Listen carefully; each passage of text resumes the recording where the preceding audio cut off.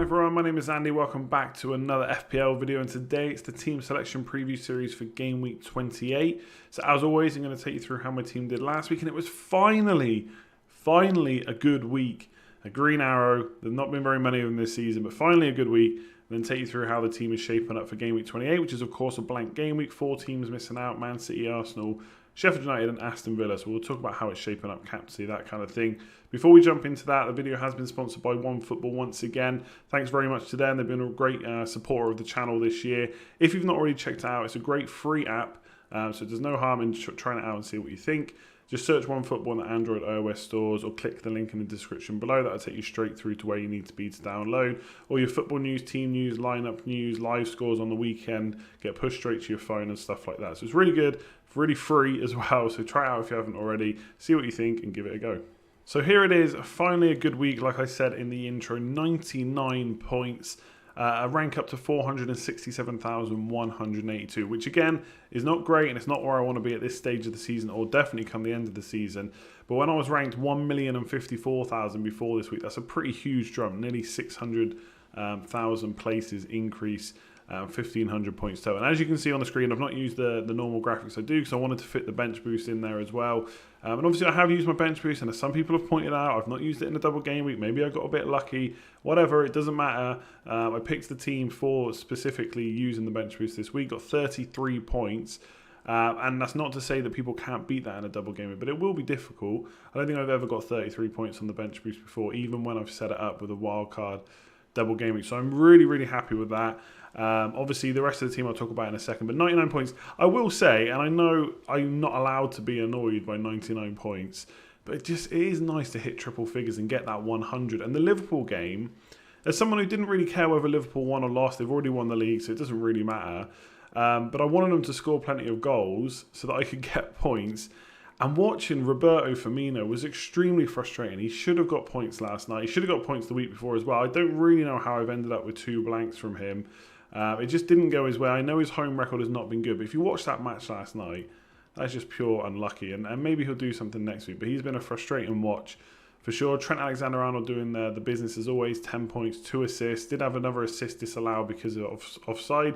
And to be fair, it was offside, but on another day, Mane takes a few steps further back, that goes in, and Trent's got another hat-trick of assists, which is just ridiculous.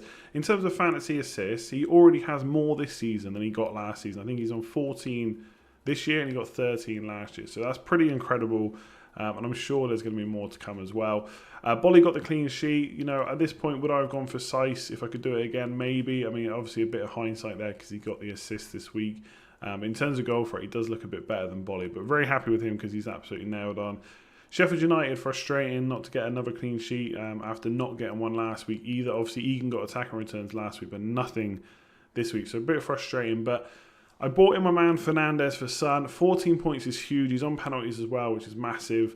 And I kept Mahrez and didn't go for De Bruyne, and obviously Mahrez outscored Aguero and De Bruyne combined. Only an 8-pointer. But very nice coming out of that game with points. So really happy with that. And Ings, bit of a frustrating one, blanked again. The bench boost went really well. I was worried about Southampton's clean sheet opportunity against Aston Villa with Grealish, but they performed really well. And McNeil went nuts, 14 points. And to be honest, he should have had more. I don't get why he didn't get the assist for the handball. He hit the post on another occasion as well. So 14 points doesn't even tell the whole story. I know I can't get greedy. I've got 99 points, but still, who doesn't want more points if you can't get them? And obviously Taylor got the clean sheet as well with 2 disallowed goals for Bournemouth. So I know I got a bit lucky with this, 33 points. I definitely wasn't expecting that, but really happy that I've used it. It's out the way now as well. So all my preparation now is just to the double game weeks and my first 11. I don't have to worry about my bench outside of obviously normal kind of benching worries like having players to come in when I need them, etc. But most of my transfers now will be focused on double game weeks, getting prepared with that, and basically making sure my first 11 is as good as it can be. So that's probably a very long intro. 99 points. I'm incredibly happy with that.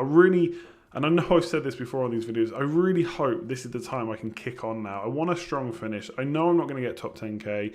Top 50k is going to be difficult. Top 100k is definitely on though. I've only ever finished outside the top 100k once. So I really want to try and get that. But I've been here before. I've gone up a bit. And the next couple of weeks I go down. So hopefully we'll kick on. Let's talk about how we're going to do that.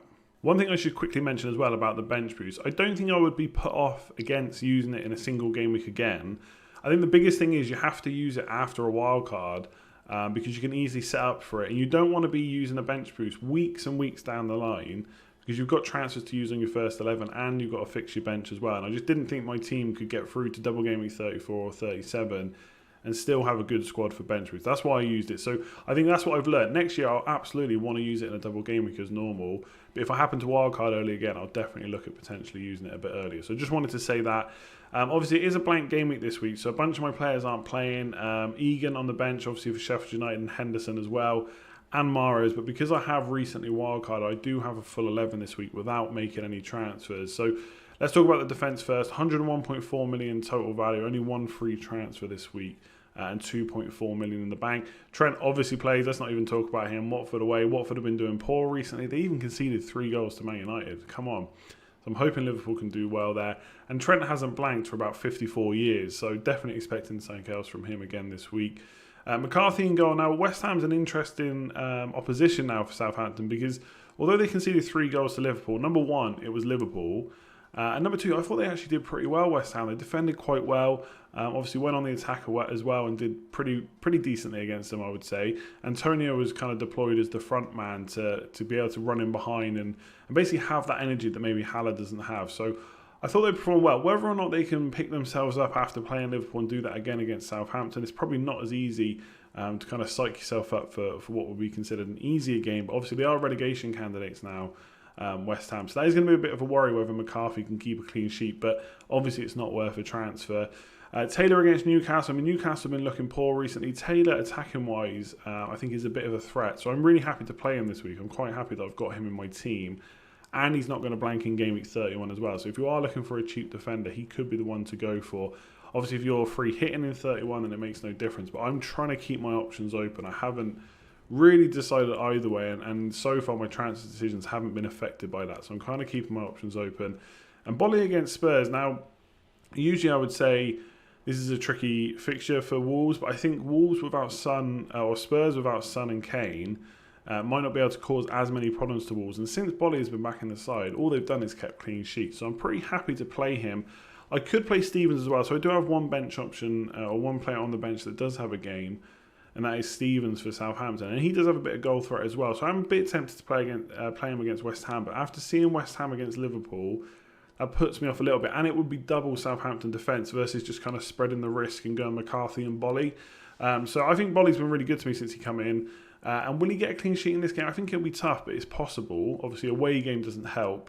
And hopefully you can nick a goal as well. So I'm really happy with the defence this week. I think it's come off the wild card quite nicely.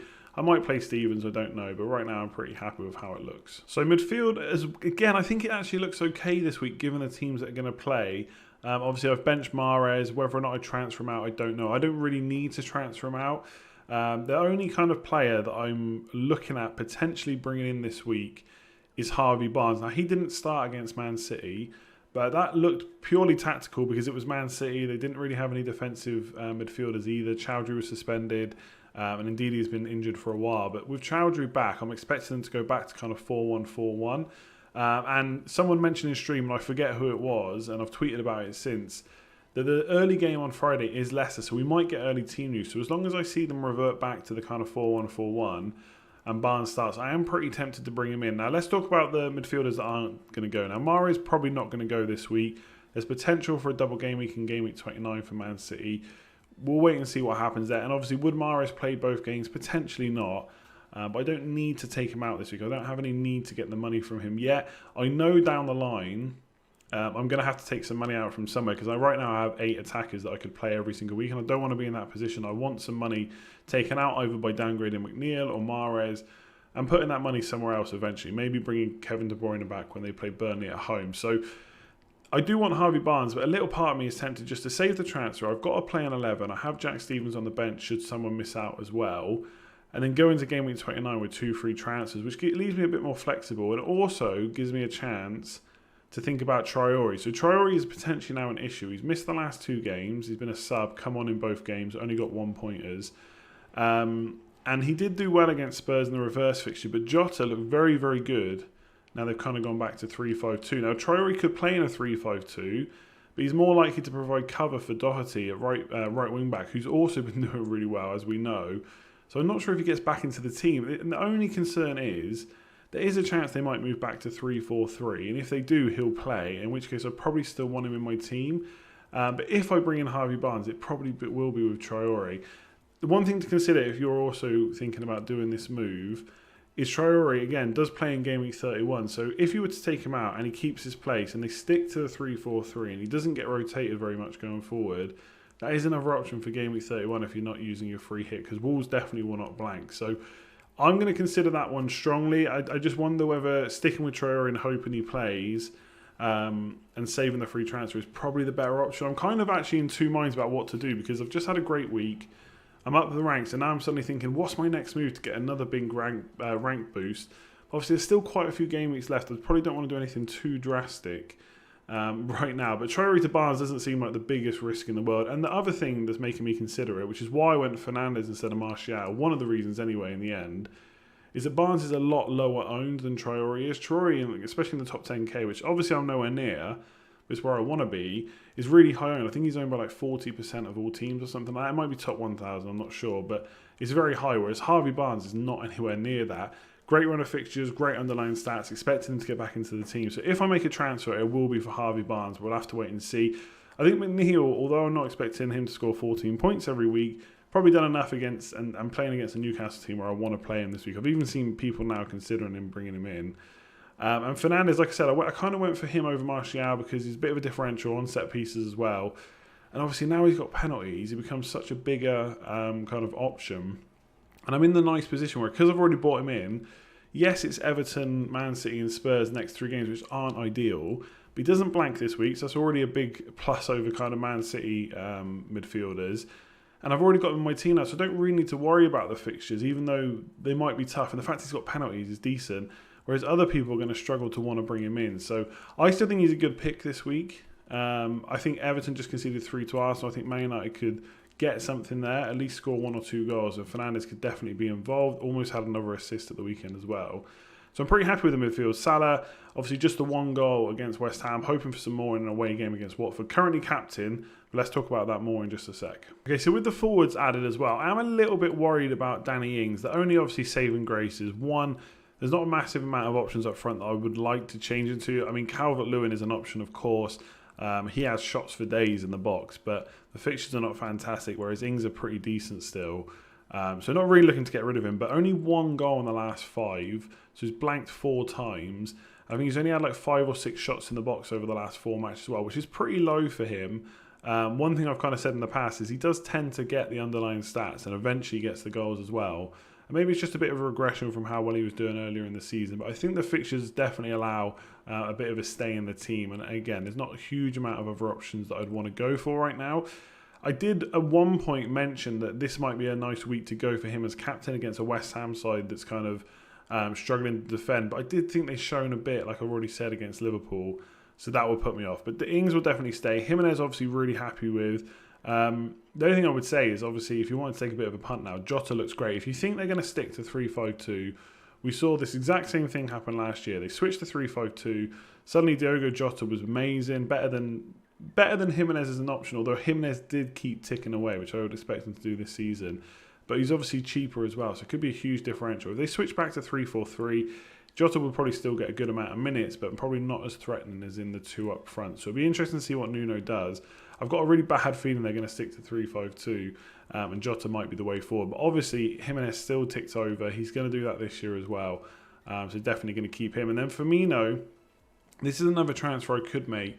Firmino to Jamie Vardy. Now, Jamie Vardy's obviously got the fixtures coming up.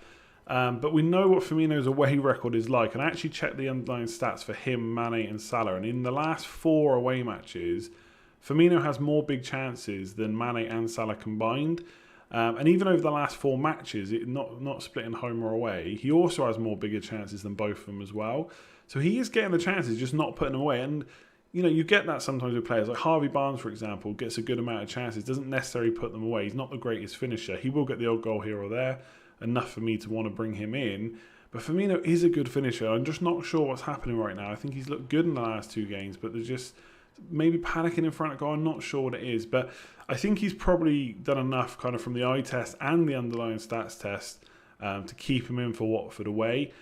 And I think on another time, like if Jamie Vardy was performing how he was earlier in the season, I'd probably make the move, but he's just not. And Norwich, although they conceded quite a few in the last game week, they are playing at home, different proposition there, I would say. So I'm probably tempted to keep Firmino one more week and then decide what to do with him.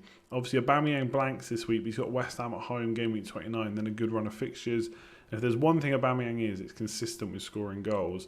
So he could be an option too. He's only like 1.1 million more than Firmino as well. So I think I'm probably going to stick to my guns. Excuse me for banging the watch off the desk there. I'm probably going to stick to my guns this week. Maybe do Traore to Barnes. I'll keep an eye on the team news. But captaincy Salah, I do think if I was looking to take a risk this week and try and get up the ranks a bit more, and again, I'm in two minds about whether to just go for it now or just wait a little bit longer, because obviously there are quite a few weeks left. I would look at Firmino captain this week, because I think he's looked good. He is getting chances. Great away from home. There's no one else I really want to captain this week. Ings, I think West Ham done okay, and Ings has kind of himself putting me off captaining him. And Fernandes is nice, but I mean, is he going to get a penalty every week? Man United have already had 10 this season, so they could get more, of course. But I just don't think, as much as I love Fernandes and what he's done so far, I'm not sure I want to captain him just yet. So I will probably go Salah, and I know people are going to be watching this saying, you're going to go Salah, and I absolutely probably will. I do think Firmino is a bit of a consideration. Let me know what you think about that. But yeah, I'm really happy with the team this week. I think game week 29 will present some bigger problems. Like I've got 8 attackers. I need to think about getting rid of Mahrez or McNeil or whoever it might be. So 2 free transfers could be good. So do I save? Do I go Traore to Barnes? Or do I do Firmino to Vardy? Or do I just save? Let me know what you think. That is it for this video. I've not checked the timings, but I would say it was probably a long one. So apologies for that. But if you made it all the way through, you're an absolute legend. Let me know in the comments below what you think of my team, if there's any moves that I should make. Give the video a like if you enjoyed it. Much appreciated as always. And subscribe if you're new around here. Make sure to hit that notification bell so you know when all the other videos and stuff are going live. And if you've not already checked out OneFootball, make sure you do. Completely free app. Link in the description below, or just search OneFootball on Android, iOS stores. Otherwise, I will see you tomorrow for the preview, Thursday for the live stream. Good luck in Game Week 28.